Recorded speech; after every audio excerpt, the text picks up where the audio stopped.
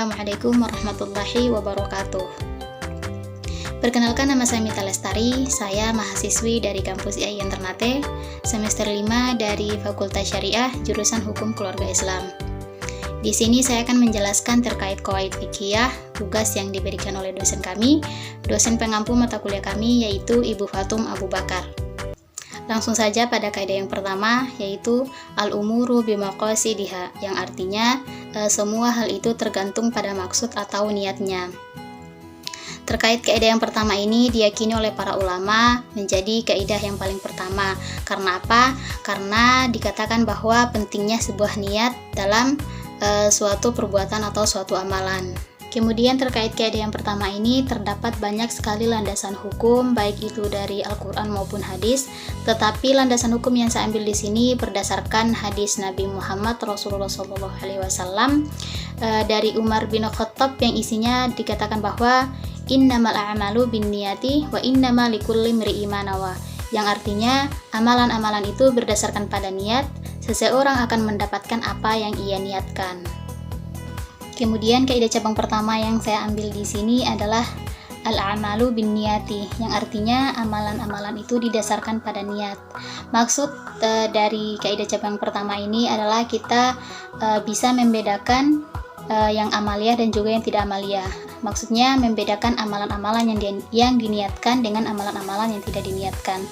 Contohnya seperti orang yang melaksanakan sholat. Ketika ia niatkan sholatnya untuk mendapatkan ridho dari Allah, kemudian melaksanakan sholatnya sesuai dengan rukun dan syarat yang telah ditentukan, maka amalan yang ia lakukan bisa dikatakan sah karena sesuai dengan apa yang ia niatkan. Tetapi berbeda jika ia niatkan sholatnya hanya untuk mendapatkan pujian dari orang lain atau melakukan riyah, maka amalan yang ia lakukan bisa dikatakan ditolak ataupun tidak sah karena amalan yang ia lakukan tidak sesuai dengan apa yang ia niatkan. Kaidah cabang yang kedua adalah la thawaba illa binniyati, yang artinya pahala tidak didapatkan jika tanpa niat. Contoh yang saya ambil di sini adalah orang yang menolong saudaranya yang sedang dalam kesusahan atau kesulitan. Jika ia niatkan untuk mendapatkan ridho dan pahala dari Allah, maka ia memperoleh pahala. Berbeda juga jika ia niatkan untuk mendapatkan imbalan atau pujian dari orang lain, maka ia tidak akan memperoleh pahala karena ketidaksertaan niat di dalam suatu amalan atau perbuatannya. Kemudian pada kaidah yang kedua, yaitu al-yaqinu la yazulu bisyakki, yang artinya keyakinan tidak dapat dihilangkan dengan keraguan. Kaidah kedua ini menjelaskan terkait kepastian dan juga keraguan, yang artinya jika di dalam suatu perbuatan terdapat keraguan di dalamnya, maka keraguan tersebut tidak diterima atau ditolak. Kaidah cabang yang pertama adalah al-aslu baqa'u makana ala makana, yang artinya pada dasarnya sesuatu itu tetap sebagaimana hukum semula. Contoh kecilnya adalah orang yang sudah melakukan wudhu. Jika ia ragu dalam wudunya apakah sudah batal atau masih suci, maka pada dasarnya ia belum batal atau masih suci, maka tidak perlu melakukan pengulangan wudu. Contoh lain, dalam suatu pernikahan yang telah sah, lalu ia ragu-ragu apakah sudah terjadi talak atau belum, maka pernikahannya tetap sah tanpa melakukan publikasi atau pengumuman talak yang masih dalam ragu-ragu. Kaidah cabang yang kedua adalah al-aslu bara'atu dhimmah, yang artinya pada dasarnya seseorang itu bebas dari beban atau tanggung jawab. Contoh yang saya ambil di sini adalah dalam suatu keluarga, suami atau ayah memiliki kewajiban untuk menafkahi keluarganya, menafkahi istri dan juga anak-anaknya.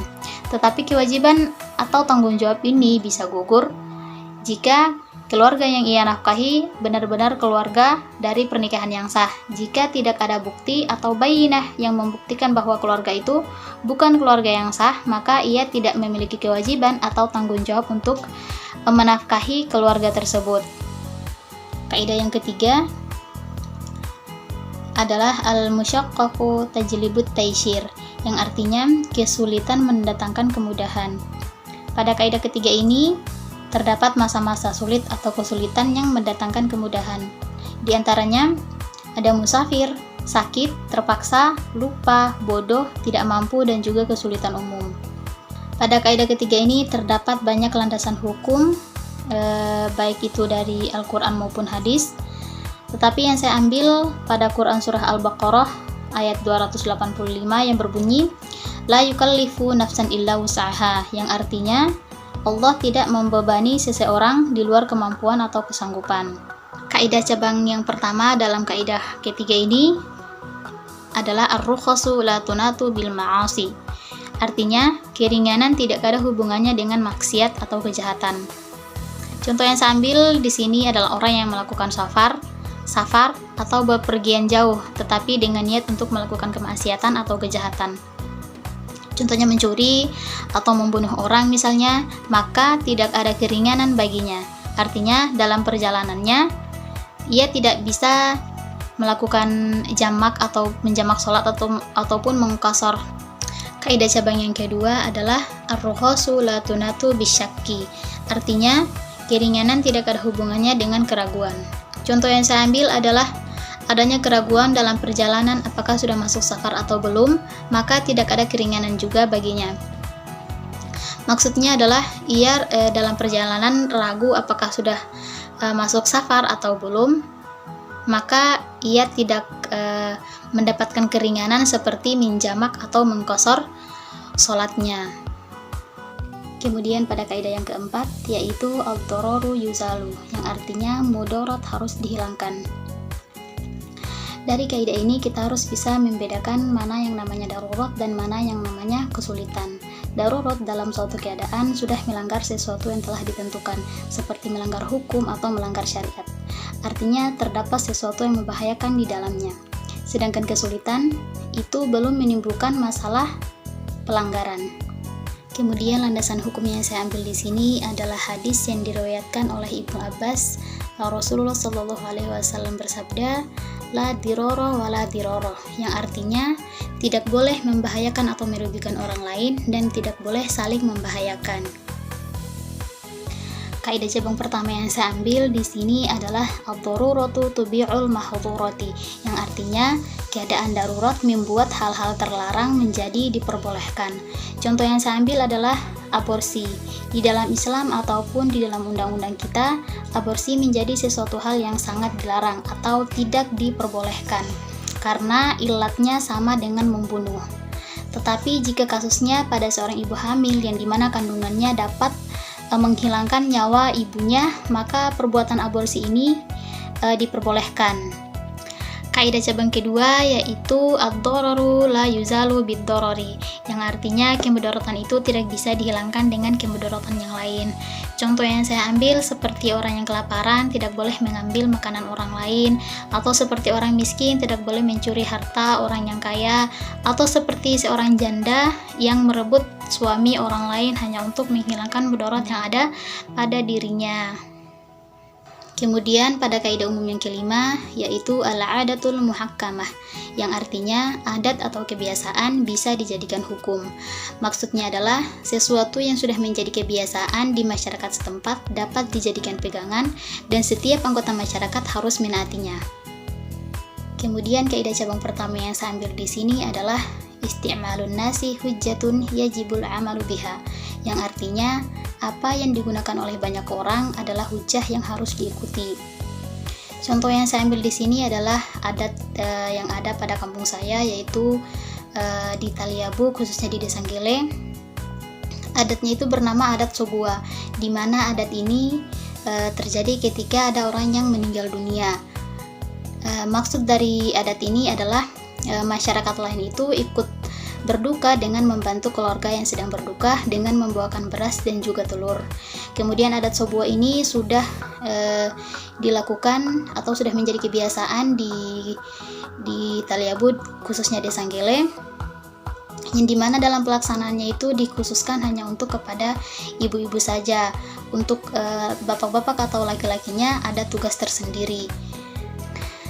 Dan adat Sobua ini merupakan adat yang sudah diketahui oleh seluruh masyarakat Taliabu, terkhususnya di Desa Gele, yang dimana tanpa harus ada pengumuman atau pemberitahuan lagi, Jika sudah diketahui bahwa ada yang meninggal dunia, maka kebiasaan ini atau adat ini selalu diberlakukan. Kemudian kaidah cabang yang kedua yang saya ambil yaitu al-ibaratu lil ghalibi syai'i la lin nadiri, yang artinya yang menjadi acuan adalah yang umum dan tersebar luas, bukan yang jarang terjadi. Contoh adat yang saya ambil di sini sama, yaitu adat dari kampung saya di Taliabu, khususnya di Desa Nggele, yang dimana adatnya yaitu bernama adat sirau. Dimana adat sirau ini adalah adat penyambutan istri atau mempelai perempuan bagi suami istri yang baru menikah, suami istri yang baru melangsungkan pernikahan, dimana penyambutan ini dimulai dari rumah istri dengan bimbingan seorang imam atau tetua di kampung yang dianggap tahu akan adat ini. Kemudian adat ini sepanjang prosesi adat ini, dalam perjalanan ada teriakan-teriakan tersendiri atau teriakan-teriakan khusus, yang dimana teriakan ini bertujuan untuk meramaikan adat tersebut. Dan adat sirau ini merupakan adat yang sudah tersebar luas, di mana pelaksanaannya itu bukan hanya pernikahan yang dimana mempelai perempuan atau mempelai laki-lakinya sama-sama orang Taliabu, tetapi adat sirau ini dilaksanakan juga pada pernikahan yang salah satu mempelainya bukan dari daerah Taliabu.